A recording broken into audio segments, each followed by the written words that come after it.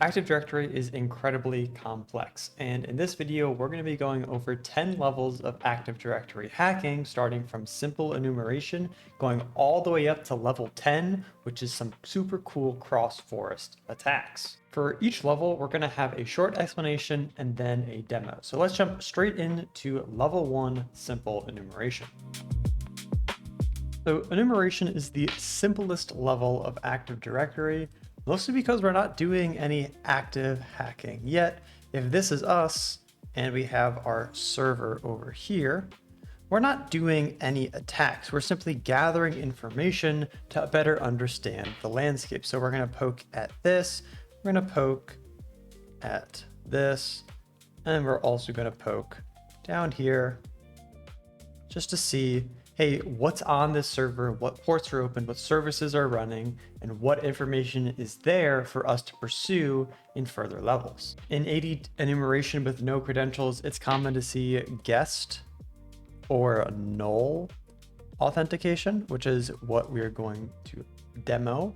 And there's a lot of other things that you can get without actually being authenticated to the domain. Some of these things are default in nature and some of them are not, but that'll be the basis for level 1, just simple enumeration. So let's jump right into the demo to show off some commands.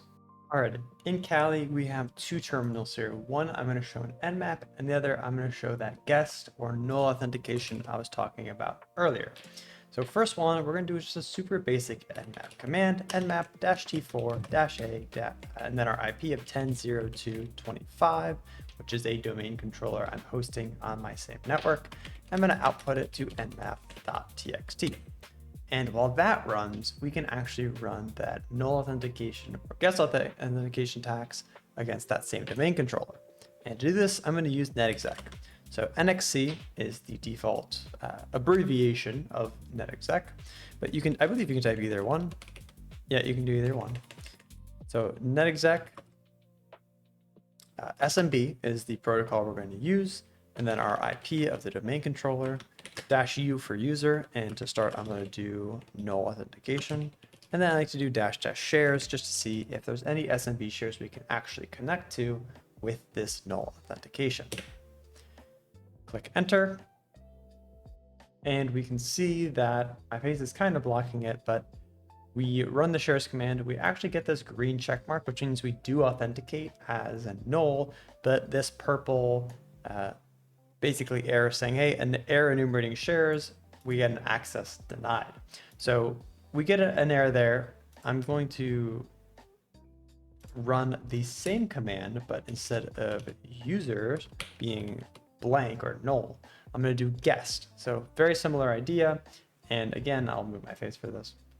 Again, we see that, hey, we don't actually authenticate, but the account is disabled.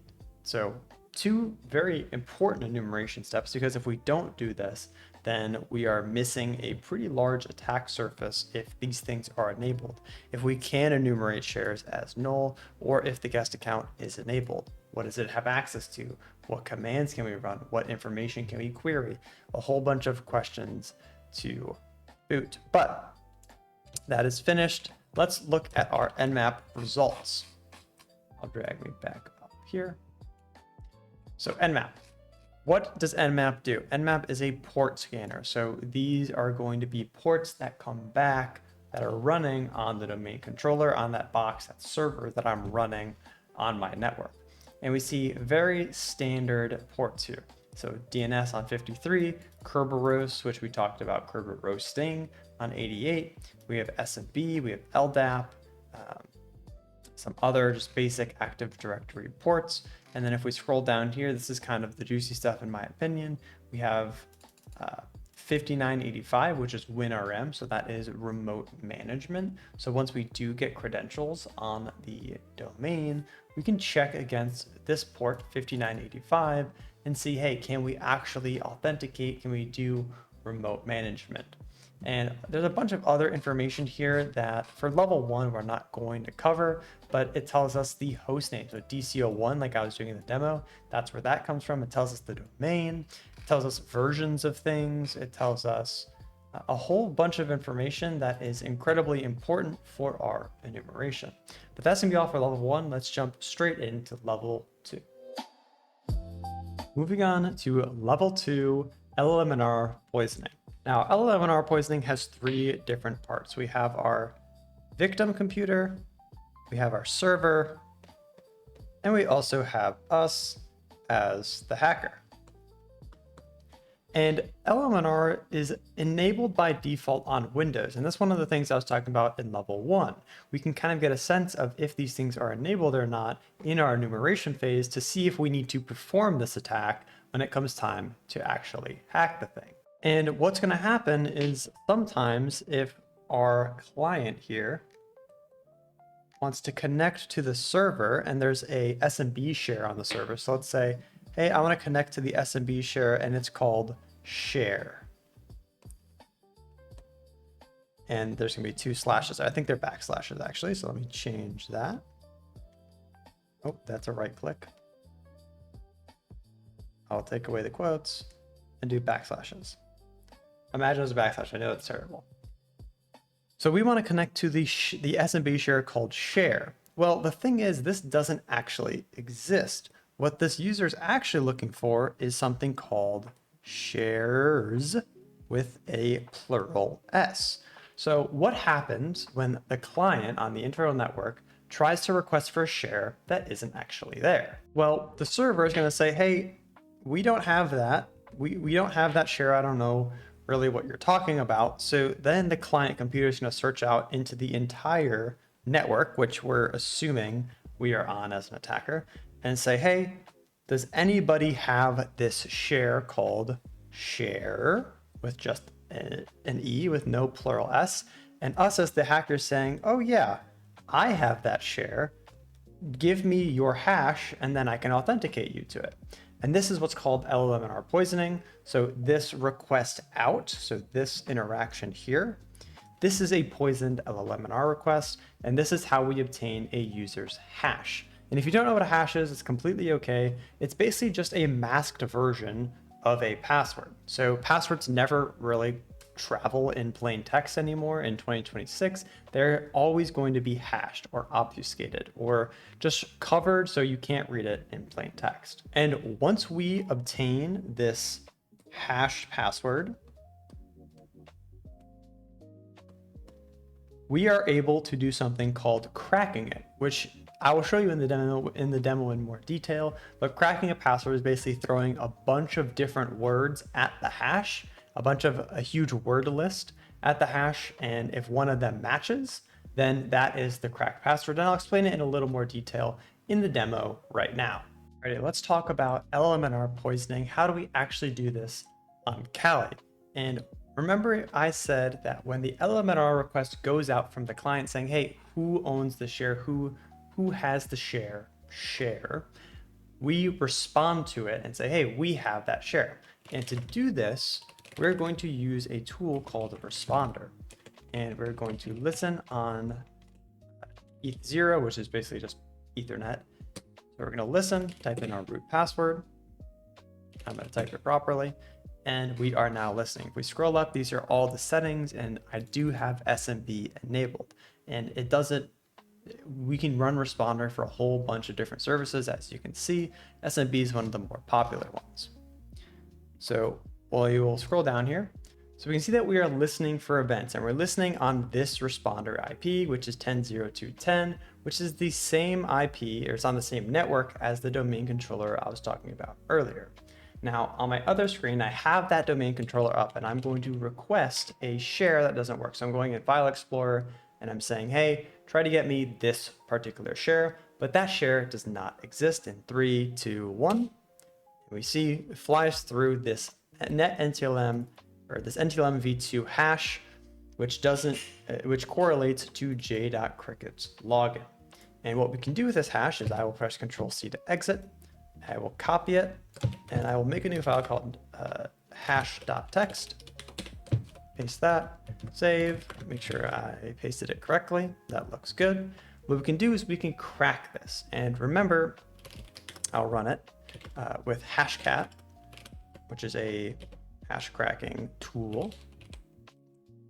Remember, we are using this word list, and that cracked super fast, but we're using this word list, and the basic idea of hash cracking is we're going to take every word in this word list.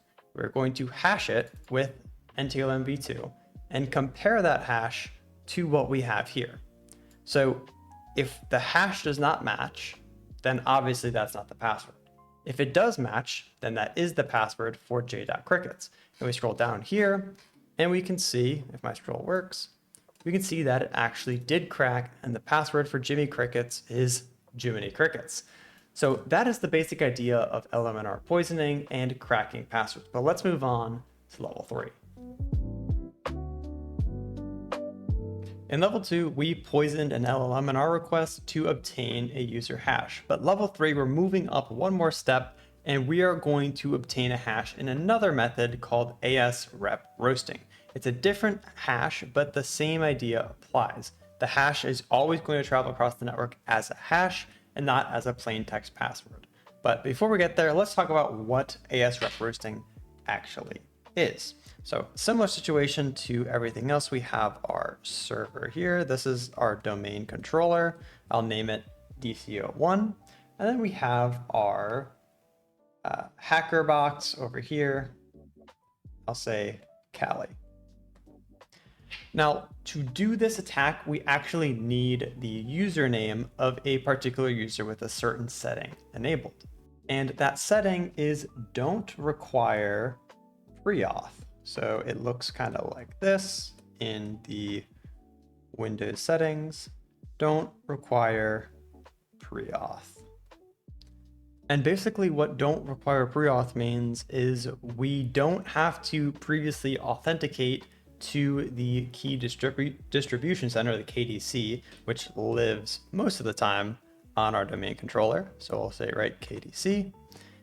So we don't need to be previously authenticated as any user to return their hash and to request a ticket. So what does this actually look like? So we're going to start on our Kali machine, and we're going to send something called an ASREC, which is a request to the KDC. And we're going to say, hey, I am the user John Smith.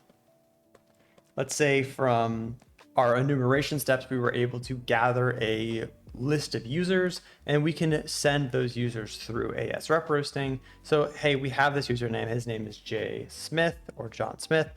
We want to send an AS request as him in hopes that he has this don't require pre-auth enabled. And in this example, that is the case. So the KDC is like, okay, hi, John Smith. I will send you back an AS response, AS REP for response.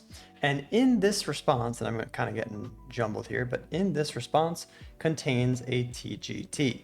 This TGT contains an encrypted hash, which very similarly to level 2, we can crack and obtain the clear text password for. So this contains I'll just simply say this is a hash that we can crack. So let's go jump straight into the demo and see how this works on the command line. The next up, we have ASRepRoasting. And for this demo, remember we got those credentials from Jiminy Crickets. Well, we can use that in netexec to dump out a list of users. So I'm going to take this list and show you guys quickly how you can make a users list for ASRepRoasting. So I'm going to take that and type users temp.txt, paste that in here, Control S, Control X to exit, and then we use awk. So awk, hopefully I remember the syntax, print the 5th column, which is where our usernames are of our users temp, and it works. And I'm going to pipe that into a new file called users.txt. So we cat out users.txt, oops, and we see we have our users in there. So that's just a quick way you can pull users down into a users list. But what are we going to do with this? Well, remember for ASRepRoasting, we need to have the don't require pre-auth setting enabled. And we don't know which accounts have that enabled or not at this point. So the solution is to take all the accounts that we know of and test them and test to see, hey, do they have pre-auth enabled? If they do not, then try to perform AS rep roasting. And you're going to notice a common theme with this video that I love netexec, so we're going to use it once again. We're going to use the LDAP module this time. So netexec LDAP 10.02.25, which is our domain controller, users.text, and then just a blank password is completely fine. And we're going to do AS rep roast, and then we're going to do a output file. So asrep.hash. Hopefully I remembered syntax, and I did. We see a couple errors here, but we do see a hash come back through. j.crickets, which is the test user, the dummy user that we're going to be bullying a lot this video, comes back and he does not have pre-auth enabled. So we can do a very similar thing to before. If we cat out asrep.hash, we have that jcrickets. We can crack it with hashcat once again. This time the module is going to be different because it's a different kind of hash, right? This is a KRB5 asrep hash as opposed to the NTLM v2 hash. So we're going to use a little bit different of a module, which is 18200. And we're going to specify the asrep.hash and our word list. User share word list, rockview, and let hashcat run. And this is the exact same process that I explained before. It's throwing all of rockview at it, and obviously it's the same word list. So we have that password of Jiminy Crickets in there again. So once again, we were able to retrieve a hash through AS rep roasting, crack it, and now we have proper credentials. But let's move on to a very popular attack, level 4 Kerberoasting. Alrighty, next up we have Kerberoasting, and this is one of the most popular attacks of all time, I'd say, on Active Directory, just because it's so popular and it's also quite common. So similar scenario to level 3, we are going to have our machine, our Kali machine in the red, and our domain controller, DCO1, in the blue. And this time around, we're going to have a user, but it's not an actual user, it's simply a user account, and it's a service account. So let's say service SQL. So this company has a SQL database, and they don't actually use real user accounts to manage it. They use this service account to be a little bit more secure. Ironically though, this service SQL account has something called an SPN. And it's this SPN which we can enumerate for.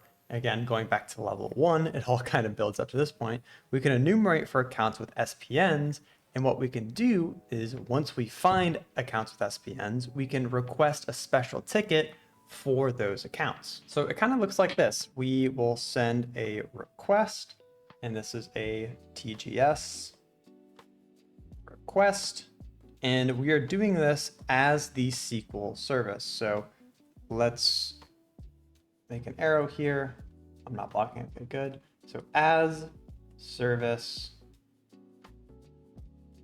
SQL, we are requesting this ticket, and the domain controller is going to say, okay, yep, you can have this ticket because you are a service account and you have this SPN set, which I'm not going to get into in this video, just because I think it's a little too digging too deep into the weeds. But you have this SPN set. The domain controller is going to say, all right, no problem, service SQL account. We are going to send you this TGS response. And similarly to AS rep roasting, it is this response that has our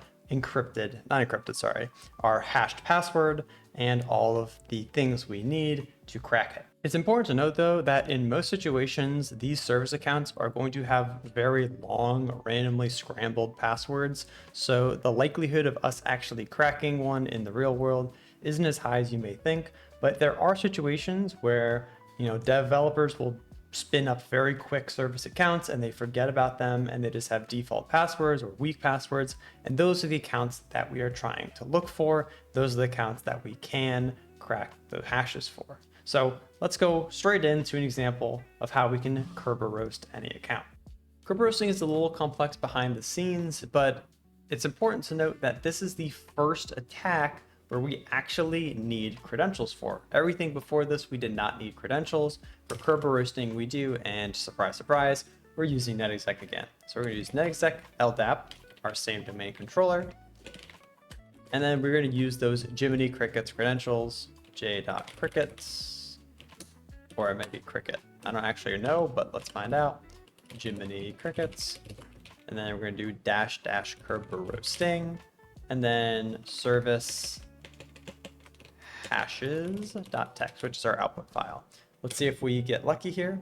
Okay, that is the wrong username. I believe it's crickets. There we go. So we have a block of text here. What is happening? What happened here? We see we have two records returned. We have service SQL and service rep. And what this means is, as I explained in the brief overview of Kerberoasting, both of these accounts have SPN set. They have service principal names set, so we can query those and get a hash back. And what we can do is exact same thing with the previous two levels. We can take these hashes and try to crack them. And again, this is a little bit different. This is a TGS Kerberos request as opposed to the other ones are a little bit different. But again, we're going to run hashcat. If I don't type 50 million A's, I believe it's 13100. We're going to run that against service hashes.txt and then same word list, rocku.txt. I'm not going to explain what rocku does, but let's see if we get any cracks here. And hopefully we do. We will see though. But again, Kerberoasting, one of those very popular attacks because a lot of people have service accounts because we don't want to be using just bare bones admin accounts to do the bidding of service accounts. Unfortunately, we see that hashcat actually did not crack any hashes this time around. So 0 for 2 here on recovery, but that's completely fine. Remember I said that these service accounts will sometimes have manually set passwords while other times will be randomly rotated. This was one of those times. So that's Kerberoasting. But let's move on to enough cracking the hashes. Let's get on to something actually a little bit more interesting that will allow us to do some cooler attacks in the future, level 5. At this point, for levels 1 through 4, we've been cracking a lot of hashes. But we're going to take a step back and imagine that we can't crack a hash. And we're going to use a technique called pass the hash in order to authenticate to where we want to go, wherever we want to go, with the hash instead of the password. So for the scenario, let's say this is us again. We are hacking into we're gonna have two machines here. We're gonna have our domain controller, DC01, and a workstation. This will be WS01. These are both Windows servers. Let's say that we manage to compromise this. So this workstation 01 is going to have something called a SAM file on it. And the SAM file basically holds all of the local hashes, the locally hashed passwords for all of the users on that box. So let's say there's a user called j.smith again, and j.smith has the hash of blah, blah, blah, and blah, blah, blah. And this is an NTLM hash, which is held in the SAM file. Now, with this NTLM hash, unlike the other hashes, unlike the Kerberos hash, unlike the ASRep roasting hash, this hash we can do pass the hash on, which basically means, hey, we can take this combination of John Smith and his hash and authenticate to other servers with it. So we can authenticate to the domain controller. We can authenticate to other services. If there's more machines or other services that we have enumerated, we can use this hash combination to authenticate instead of trying to crack it and use his clear text password. And this works because the way that authentication challenges work. So we have this combination pair of J Smith and his hash. We're going to try to authenticate to, let's say, the domain controller. The domain controller is going to send a authentication challenge and say, hey, what do you have that proves you are j.smith? And we can say, hey, we have his username and we have his hash. Let's send that back. And then the DC01, the server, is going to authenticate against that. So it's going to double check like, hey, the user that's trying to authenticate gave us this hash. What's in my database? Do they match? If they match, go ahead and proceed. If not, hey, login failed. And it does this with a few different types of logins, but pass the hash clearly works because of the challenge request here. But enough yapping about it. Let's jump straight into Kali and do it ourselves. Pass the hash. This is how it works in Kali. So let's say we gain credentials. We get this hash somehow by some way or another for a user called e.hills. We can use netexec, surprise, surprise, once again, to see if this hash authenticates and if we can properly pass the hash. So I'm going to do SMB on that same domain controller, our user of e.hills, and our -h for hash, and then paste our hash right here. We see we get our green check mark, and we can take this even further and do --share. So remember, before with null authentication, we were not able to read the shares. This time around, we can use pass the hash and gain read access to the human resources share. And this is just one service that we can use pass the hash on. We can do LDAP, right? We can authenticate to LDAP. If I can type, we can authenticate to LDAP. We might be able to authenticate to WinRM. We do not. So this particular user does not have WinRM access. If they did, we could use a tool called Evil WinRM to actually get a shell on the machine. But we are going to get to that very shortly with level 6. So stay tuned for level 6. Hey guys, Noah from the future here. This video is going to be cut short, unfortunately. It's just going to be levels 1 through 5 for now. A lot of stuff going on right now in my life. I don't know if you saw my YouTube community posts. I'll put it right here, but a lot of stuff going on. So it's going to be levels 1 through 5 for now. Also, the video is getting quite long. So stay tuned for next week's video, which is going to be part 2, levels 6 through 10. Hopefully you enjoyed it. Leave a like, leave a comment, all that good stuff. Let me know if these seem like reasonable levels. A lot of you guys who watch me are smarter than I am with this kind of stuff. So if you think there's better levels, if you think their level 1 should have been something different, or level 5 should have been something different, let me know. I'm all ears down in the comments, but stay tuned. Level 6 through 10 get pretty crazy, and I'm very excited to record it then. See you next week.